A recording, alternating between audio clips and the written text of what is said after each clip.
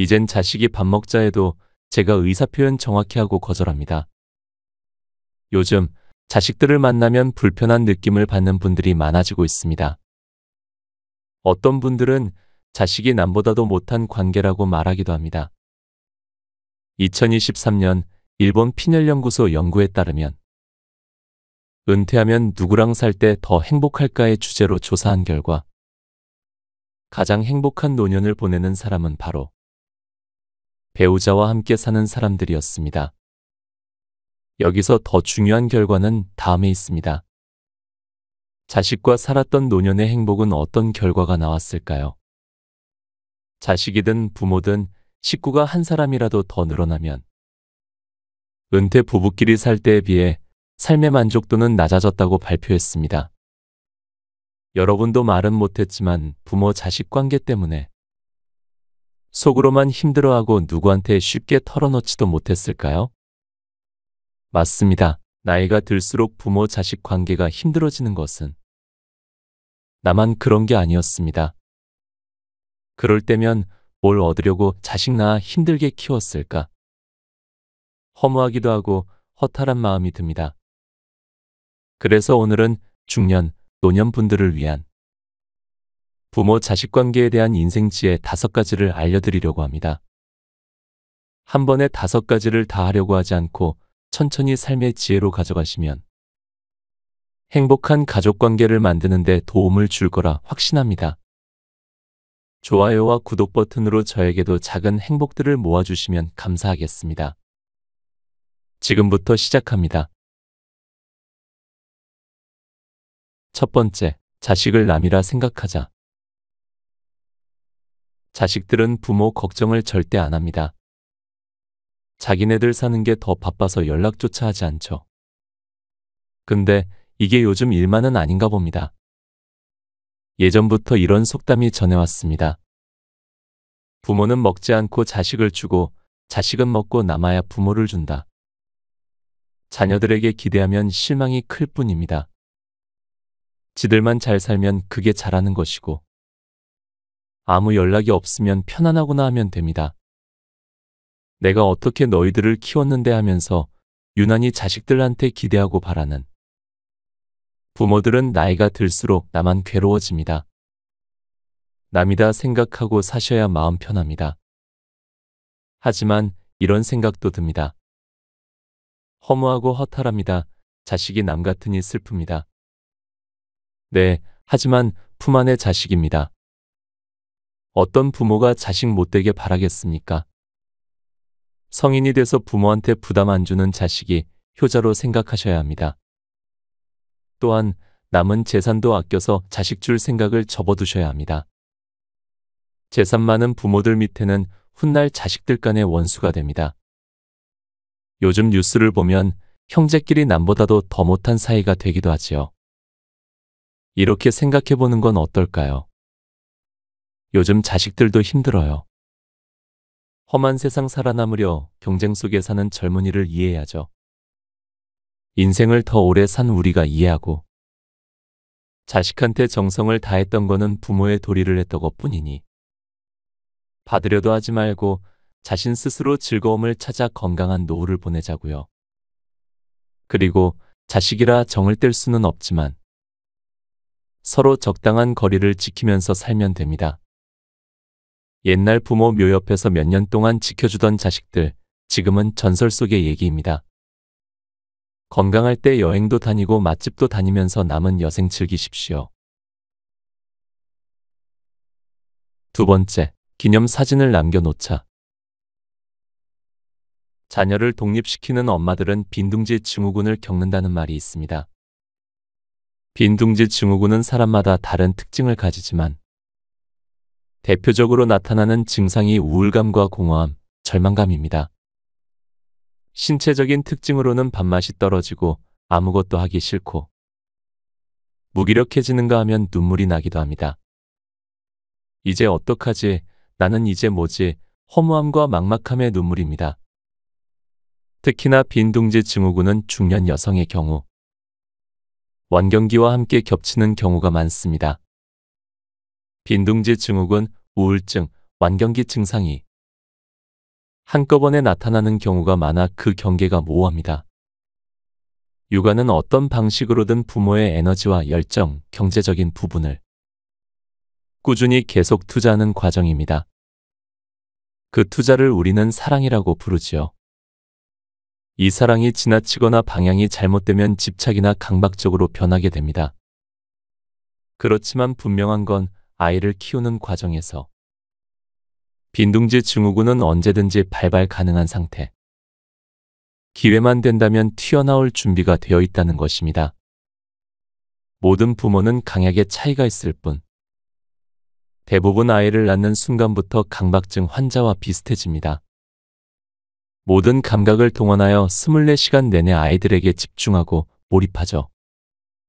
그 시간을 거쳐 학교에 가고 아이가 성인이 되어서까지도 자식에 대한 걱정과 불안은 진자리와 마른 자리를 가리지 않습니다.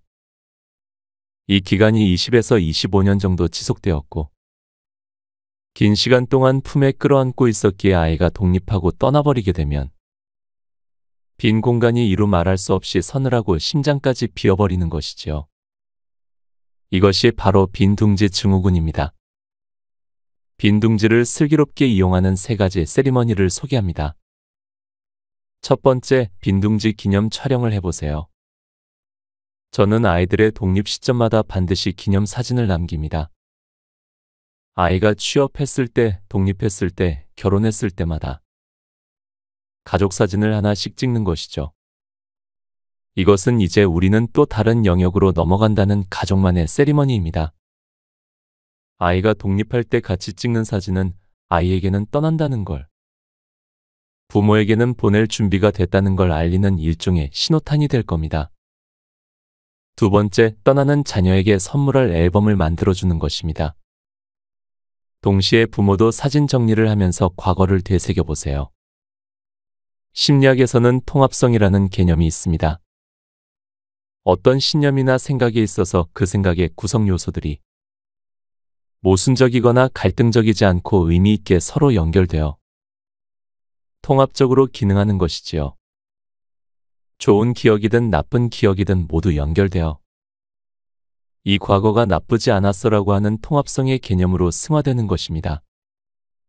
기억이 정리를 통해 기쁨으로 재구성되는 것이지요. 세 번째, 버킷리스트를 만들어 보세요. 영화 버킷리스트에서는 2명의 노인이 죽음을 앞두고 꼭 하고 싶은 일들의 리스트를 작성해 하나씩 성취해 나갑니다. 그런데 죽음을 앞두고 버킷리스트를 만들기에는 너무 늦지 않나요? 여행도 마음 떨릴 때 가야지 다리 떨릴 때는 못 갑니다. 아이들이 독립하는 그 시기가 정확하게 버킷리스트를 작성하기 딱 좋은 시기입니다. 아이와 부모 모두에게 독립은 건강한 분리의 과정입니다. 빈둥지를 슬기롭게 만드는 3가지 세리머니를 꼭 해보시기 바랍니다. 세 번째, 자식에게 고맙다고 말하자. 어떻게 하면 중년 이후의 자식들과의 관계를 좋은 방향으로 움직일 수 있을까요? 이 질문에 대답하기 위해서는 먼저 나는 무엇을 제일 후회하는지 생각해 봐야 합니다. 대개 우리나라 부모들이 가장 후회하는 것들로 이런 걸 손에 꼽습니다. 소소한 것에 너무 많은 걱정을 했던 것, 바깥 일을 너무 열심히 해서 애랑 못 놀아준 것, 휴가 안 간 것, 사진 혹은 영상을 안 찍어 놓은 것, 책 자주 안 읽어준 것, 성장하는 순간에 함께 있어주지 못한 것, 운동에 못 갔던 것, 이런 이야기들이지요. 이것만 보면 부모가 대단히 잘못한 것 같죠? 그러나 꼭 그렇지는 않습니다. 그럼 어떻게 하면 성인이 된 자녀들과 잘 지낼 수 있을까요? 남은 생애를 어떻게 하면 자식들과의 관계를 좋은 방향으로 평안하게 지낼 수 있을까요? 자녀들은 부모에게 어떤 말을 듣고 싶을까요? 저는 연구를 위해 20세 이상에서 60세까지 130명을 대상으로 인터뷰를 진행했는데 아주 재미있는 결과가 나왔습니다.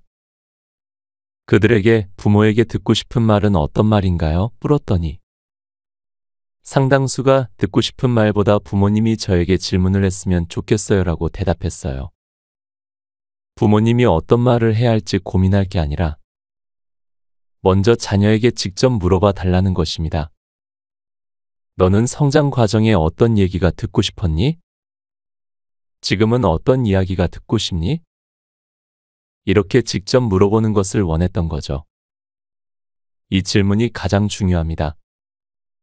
대화를 이끌어가기 위해서는 상대가 원하는 말을 발견하는 것이 중요합니다. 아이들이 성장기일 때는 대개 목적을 가진 이야기를 해줍니다. 그러나 성장이 끝나고 성인이 됐다는 건 이미 인생의 길을 함께 걸어가는 동반자가 되었다는 뜻입니다. 이제 성인이 된 자녀에게 물어보세요. 성장기에 어떤 얘기를 듣고 싶었는지, 그리고 지금은 어떤 이야기를 듣고 싶은지. 그것이 함께 살아가는 동반자로서 성인 간의 대화라고 할 수 있습니다. 두 번째로 자녀가 부모에게 가장 듣고 싶은 말은 고맙다는 말이었습니다. 잘 커줘서 고맙다, 잘 살아주어서 고맙다 같은 말을 원했습니다. 더불어 자랑스럽다 말도 듣기를 원했습니다.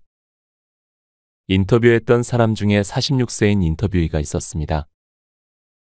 그의 부모님은 둘 다 80대였는데 두 분 다 말이 없고 엄격한 편이었다고 합니다. 이분은 장남이었고 여동생이 둘이 있었고요. 그의 아버지는 딸들에게 한 번도 회초리질을 하지 않았지만 아들에게는 말 그대로 거의 폭군에 가까웠습니다. 말도 거칠게 하고 조금만 잘못해도 필요 이상의 체벌을 받았다고 합니다. 그러한 성장 과정을 거친 후 46세가 된 아들은 이렇게 말하더군요. 저는 한 번도 아버지가 원망스럽지 않았습니다. 저는 장남이니까요. 그런데 아버지가 저에게 딱 한마디 해줬으면 좋겠어요. 내가 자랑스럽다. 우리 집의 자랑스러운 장남이다. 이 말이 그렇게 듣고 싶었습니다. 그러면서 인터뷰 자리에서 한 40분을 우시더군요. 옆에는 그의 아내도 같이 있었는데 결혼 생활 20년 동안 남편이 우는 걸 오늘 처음 봤다고 했습니다. 세 번째는 공개 칭찬이었습니다. 다른 사람들이 있는 곳에서 나를 좀 칭찬해줬으면 좋겠다고요. 이는 고맙다는 말과 자랑스럽다는 말을 합쳐놓은 상황이라 할 수 있습니다. 공식화라는 건 선언이지요. 저는 이것이 사랑의 선언이자 지금까지의 기여의 선언이자 현재 모습에 대한 인정의 선언이라고 봅니다. 잘 커줘서 고맙다. 그동안 고생했다. 내가 정말 자랑스럽다. 이 말을 다른 사람 앞에서 공개적으로 이야기하는 것이죠. 네 번째, 당장 동네 카페를 가자. 나를 조절하고 나의 스트레스를 관리하면서 동시에 나를 위로하는 방법은 총 7가지입니다. 나를 조절하는 첫 번째 방법은 믿을 수 있는 일인을 만드는 것입니다. 언제든 어떤 마음속 이야기도 말할 수 있는 사람. 내가 말할 때마다 괜찮다 공감해주고 조언까지 해줄 수 있는 사람. 이런 사람을 찾으시길 바랍니다. 머릿속에 이런 사람들, 나를 도와주고 이 상황을 해결하도록 도움을 줄 수 있다고 생각하는 사람을 떠올린다면 여러분은 상상의 멘토를 가지고 있는 것이지요. 이렇게 조언과 해결이 필요할 때가 있지만 베갯잇을 적시며 울 만큼 감정적으로 스트레스를 받았을 때는 공감과 위로가 필요합니다. 저는 속상한 일이 있으면 무조건 집에서 걸어서 15분 떨어진 카페에 갑니다. 카페에 가서 와플을 먹어요. 속상할 때마다 그 카페에 가서 와플을 먹습니다. 이렇게 하다 보면 나중에 속상할 때 그 카페만 떠올려도 위로가 됩니다. 이렇듯 세 번째 방법은 위로 장소를 찾는 것이고 네 번째 방법은 위로 음식을 찾는 것입니다. 마음 근육은 이렇게 단련하는 거예요. 자신만의 위로 장소와 위로 음식을 꼭 가지시길 바랍니다. 다섯 번째, 나만의 위로 노래를 찾자. 위로 노래도 너무나 중요해요. 나와 함께 울어주는 노래도 좋지만 나를 살려주는 노래, 나를 일으키는 노래가 있습니다. 이를테면 저는 딕펑스의 비바 청춘을 좋아해요. 이렇게 내가 좋아하는 노래, 나를 일으키는 노래가 하나쯤은 있는 것. 그래서 누구의 도움도 없이 스스로 문제나 감정을 털어버리는 게 바로 부모가 해야 할 일입니다. 6번째, 나이 들어도 당당하게 도움을 청하자. 스스로 해결하는 것도 좋지만 모든 걸 짊어지는 것보다 거절을 무릅쓰고 도움을 청할 용기를 가지시면 좋겠습니다. 용기를 내고 문턱을 넘는 경험을 누군가 해야 한다면 그걸 해내는 사람을 우리는 어른이라고 하겠지요. 거절당해도 안 죽는다는 걸 알고 있는 우리가 애들 앞에서 보란듯이 누군가에게 묻고 요청하면서 자식들도 도움을 청할 용기를 갖도록 모델이 되어 주었으면 좋겠습니다. 마지막 7번째, 평소의 감사 습관 갖기.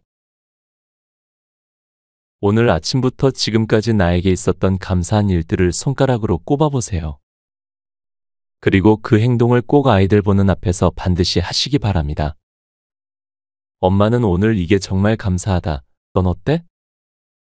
어린아이들이건 다 큰 자식들이건 가진 것을 헤아리는 능력을 갖게 도와주자는 겁니다. 미성숙한 이들이 없는 것을 불평하고 성숙한 이들이 가진 것을 살필 줄 아는 능력을 가진다는 걸 우리는 잘 알고 있으니 말입니다. 성숙도 학습됩니다. 부모의 모습을 보고 아이들도 부모의 형태를 그대로 모방하게 될 테니까요. 이렇게 7가지 방법으로 어른으로서, 부모로서, 그리고 인생 선배로서 나 자신을 관리하고 조절하고 위로하는 방법을 가지시기 바랍니다. 5번째, 나를 돌봐주자. 여러 감정 중에 반복적으로 올라오는 부정적인 감정들이 있습니다. 때로 우리는 그 감정들을 자꾸 밀어내려고 하고 억압하면서 인정하지 않으려고 하는데 누를수록 오히려 더 튀어 올라옵니다. 어차피 자꾸만 올라온다면 이제는 이 감정을 인정해 봅시다. 감정도 내 것이니까요. 공허감이나 우울감, 흔히 말하는 부정적 정서가 올 때 가장 먼저 떠오르는 생각은 슬픔, 우울, 안타까움, 쓰라림, 상처 같은 것들을 다 없애고 싶어 해요. 부정적인 것이니 제거하고 없애야 한다고 판단한 것이지요. 그런데 없애고 싶어서 없앨 수 있다면 걱정이 없겠지요. 그러니 없앨 수 없다면 관리하면서 같이 공존해야 합니다. 여러분, 혹시 당뇨 있으세요? 저희 어머니와 시아버님 모두 당뇨가 있으신데 당뇨 전문가인 세브란스 전문의 안철호 박사님이 그런 얘기를 하시더라고요. 당뇨는 친구야. 잘 관리하면서 같이 살아가야 한다는 뜻이죠. 관리만 잘하면 괜찮은 친구예요. 우리는 보통 자신의 부정적 감정은 절대 인정하지 않습니다. 완벽한 존재가 되어야 한다는 소망이자 기대가 있지요. 사실 그게 오만일 수도 있어요. 왜 슬픔과 공허함이 오면 안 되나요? 이 감정들이 가까우면서도 낯설고 두렵게 느껴지는 것은 사실 완벽을 위한 무의식적 강박 때문인지도 모릅니다. 그러나 장기간 이 정서들을 방치했단 말입니다. 마치 같이 사는 가족을 고려하지 않는 것처럼 말입니다. 그러니 공허감 역시 그냥 인정하면 어떨까요? 그래, 나 공허해, 텅 빈 듯한 느낌이 들 때 있어. 이 감정이 때론 나를 막 미치게 만들 때가 있어. 이걸 어떻게 얘기하나, 사람들이 나를 겁쟁이로 보면 어쩌나. 이렇게 생각할 수도 있겠지만 꼭 알아두세요. 내 생각과 달리 사람들은 우리에게 관심이 없다는 말입니다. 사람은 다 자기 자신에게만 관심이 있답니다. 나에게 가장 관심이 많은 내가 나를 위한 용기를 내보면 좋겠습니다. 저는 이런 용기를 내는 분들만이 치료를 기꺼이 받아서 변화를 만들어낼 수 있는 사람이라고 생각합니다. 내게 오는 공허감과 약간의 우울감, 내가 부족하다는 느낌, 나의 어리석음, 가끔씩 나만 알고 있는 멍청함, 이런 거 먼저 인정해 보세요. 다시 강조하지만 나쁜 감정은 없습니다. 그 감정을 어떻게 활용하거나 잘 관리하느냐에 따라 나의 삶과 자신에 대한 평가도 달라질 수 있습니다. 두 번째는 자기 돌봄을 시작해야 합니다. 중년이야말로 자기 돌봄이 필요해요. 지금까지 내 청춘과 피, 땀, 눈물, 골수까지 바쳐 아이를 키웠고 이 사회에 헌신했고 뭔가를 이루기 위해서 애써왔잖아요. 그러는 동안에 정작 빠져 있는 건 바로 나였습니다. 다 이루었는데 내가 빠진다면 그게 무슨 의미가 있겠어요? 그래서 제일 먼저 해야 할 것은 자기 돌봄입니다. 이를 위한 첫 번째 원칙은 내가 우선이에요. 이건 이기적인 게 아닙니다. 남을 제치고 나만 돌본다면 이기적이겠지만 나를 돌보는 것 자체는 굉장히 가치 있고 의미 있는 일입니다. 내가 나를 환대해야 하는 이유는 내가 나를 환대해야 비로소 타인도 환대할 수 있기 때문입니다. 나를 위해서 나를 돌보고 돌봄의 우선순위에 나 자신을 꼭 넣으시기 바랍니다. 세 번째는 힘든 일은 남에게 도움을 청할 것. 무작정 남의 고통까지 무시하면서 일을 떠넘기자는 게 아닙니다. 대부분의 중년은 어깨가 무겁습니다. 나이 들수록 그 무게가 무거워지지 덜해지지는 않습니다. 그 무게를 좀 나누어 보세요. 나눌 수 있는 건 다른 사람에게 맡기고 내가 꼭 해야 하는 것만 하자는 거예요. 또 좋아하는 것과 싫어하는 것을 구분해서 좋아하는 것만 하세요. 맛있는 것만 먹어도 인생 죽을 때까지 다 먹지도 못해요. 좋아하는 것을 알고 만끽하고자 애쓰기로 해요. 그리고 힘들다면 도움 청합시다. 요약해 보겠습니다. 공허감을 해소하기 위해서는 첫 번째 감정 다루고요. 두 번째로는 자기 돌봄이 필요합니다. 장기간 동안 방치했던 정서들을 인정하고 그래, 이건 내 감정이야 라고 받아들이는 것. 그리고 나를 우선으로 생각하고 굳이 내가 안 해도 되는 일은 다른 사람에게 부탁하는 것. 또 좋아하는 것과 싫어하는 것 분류해서 좋아하는 것을 해보는 것. 그리고 필요하다면 도움을 청하는 것. 중국의 극동 지방에는 모소 대나무가 있습니다. 이 모소 대나무는 4년까지 많이 자라야 3cm인데 5년째부터 하루에 30cm씩 큽니다. 나라는 싹을 키워보는 경험도 마찬가지일지 모릅니다. 처음엔 3cm일지 몰라요. 그러나 일정 시간이 지나면 하루에 30cm의 성장을 시작하게 될 겁니다. 그게 중년의 공허한 벌판을 채워주는 가장 아름다운 행위가 되지 않을까요? 공허하다는 감정을 인정하고 이제 나를 돌아보기로 다짐해보세요. 곁에 두고의 짧은 생각. 세월이 흘러 자녀들이 성장하면서 가족 간의 관계가 예전과 같지 않게 변하는 것을 느끼는 부모님들이 많습니다. 자녀들과 함께하는 시간이 어색하고 불편해진 것을 체감하시는 분들도 계실 겁니다. 한때는 가족과의 시간이 행복의 근원이었지만 이제는 서로의 삶이 달라져 가면서 그런 순간들이 낯설게만 느껴집니다. 이러한 변화는 누구에게나 찾아올 수 있는 자연스러운 과정이지만 때로는 그 과정에서 오는 감정이 쉽지만은 않습니다. 자식을 위해 헌신하며 살아온 시간들을 돌아보며 그 모든 노력이 과연 무엇을 위한 것이었는지 회의감을 느낄 때도 있습니다. 이러한 시기에는 가족 간의 관계가 변화하는 것은 자연스러운 현상이며 이를 받아들이고 각자의 삶을 존중하는 태도가 중요하다고 생각합니다. 가족 간에도 개인의 공간과 의견을 존중하는 것이 중요합니다. 저희를 그리고 우리를 키워내시느라 정말 고생 많으셨습니다. 남은 여생은 자식은 일단 뒤로 하고 나만의 인생을 살아가기를 진심으로 응원합니다. 오늘도 행복한 여생, 인생 그리고 신바람 나는 하루 보내세요.